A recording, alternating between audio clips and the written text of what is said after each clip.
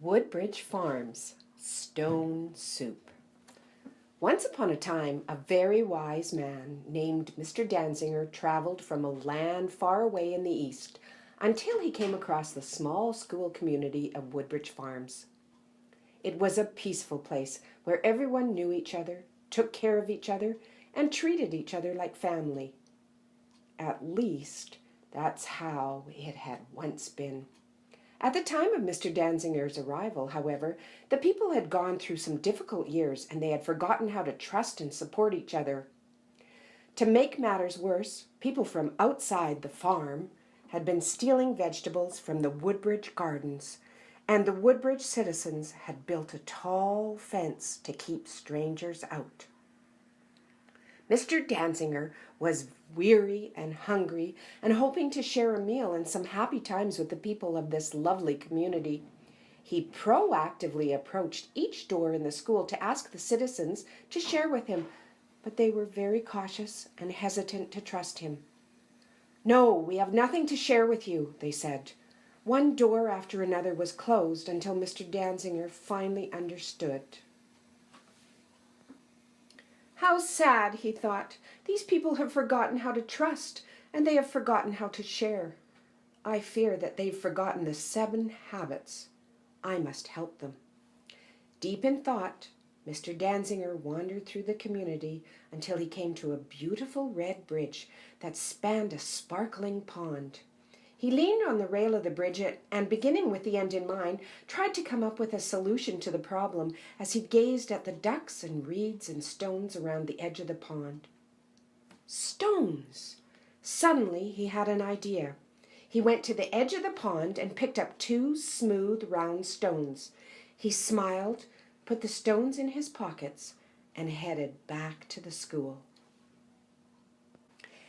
Mr. Danziger went to the kindergarten room and borrowed a large pot from Mrs. Nagy, because Mrs. Nagy had everything in her room, and she was always willing to share, even with strangers.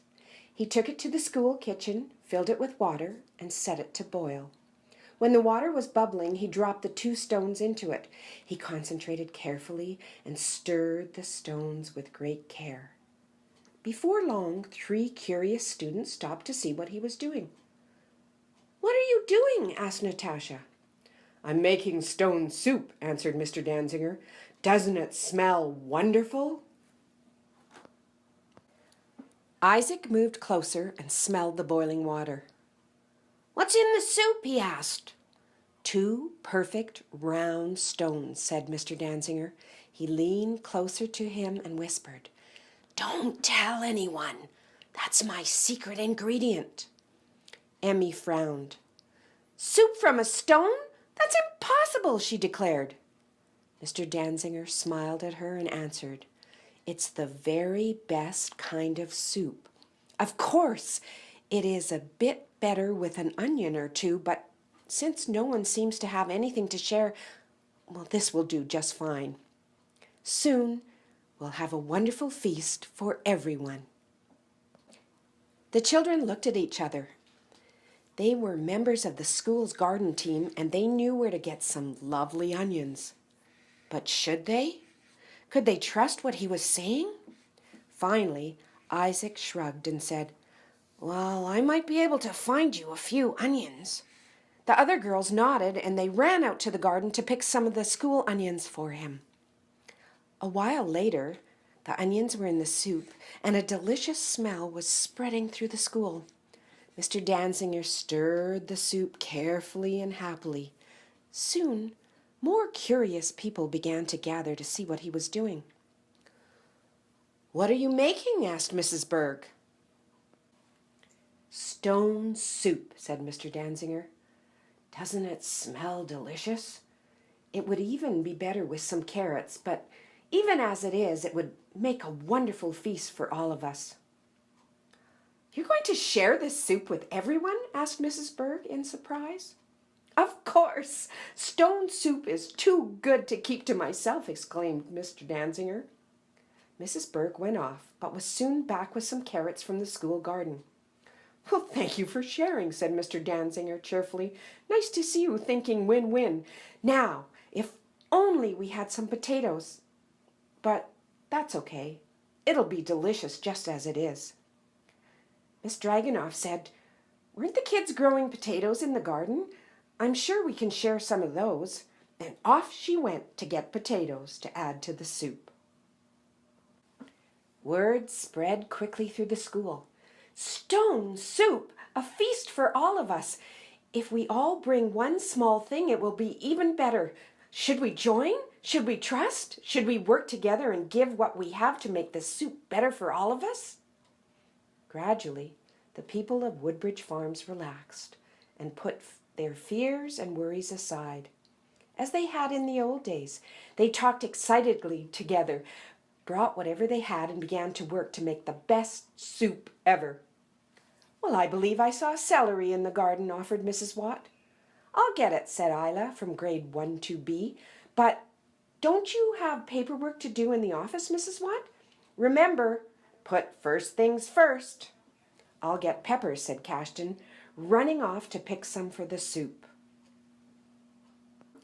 Ron announced, "We grew a new vegetable this year called kohlrabi. I'll get some and we can try that in the soup too."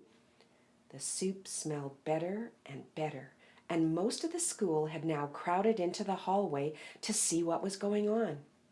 Mrs. Davies pushed through the crowd and took a deep breath. "Oh, that smells good," she exclaimed. "May I have a taste?" Mr. Danziger held out a spoon. "Be my guest." Mrs. Davies tasted a spoonful, tilted her head, and frowned a little. The crowd held its breath and leaned forward to hear what she would pronounce. "Oh, this is wonderful soup, but it needs a little extra something. Were they growing any herbs in the garden this year?" "Yes, there's basil and parsley," answered Amber Dancy. "I'll go and get some." "I found some salt and pepper," said Connor McPhee. "And I found some garlic," said Emily Darter. "Thank you for synergizing," said Mr. Danziger. "I think our soup is almost ready for us to share." "I think we should move this party to the gym," suggested Miss Carruthers. "I'll find bowls," said Mrs. Whittaker. "I'll bring spoons," offered Mrs. Tannehill. "Let's assemble," declared Mrs. Watt, who had finished her paperwork and was now ready to join in. The teachers organized their classes and headed for the gym. Mr. Danziger brought the pot of soup and set it on a table at the front of the gym. "Before we eat, let's hear a story from Mrs. Davies," suggested Mr. Danziger. Mrs. Davies gave him a huge smile. Stories had always drawn the citizens of Woodbridge Farms together, and this was the sign they needed to know for sure that they were a family once again. She took the story of Stone Soup from Mrs. Sargent and shared it with the Woodbridge Farms community. It was wonderful, as always. Then everyone was given a bowl and a spoon, and they all sharpened their saws as they shared in a feast of the nutritious Woodbridge Farms Stone Soup. Soup from a stone.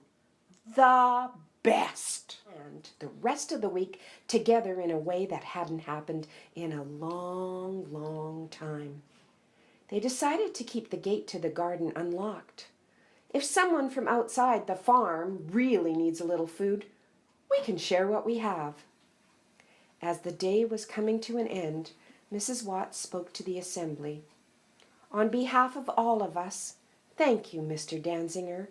You've reminded us that when we all give a little, we all gain a lot. Sharing is definitely caring." And the community of Woodbridge Farms lived happily ever after.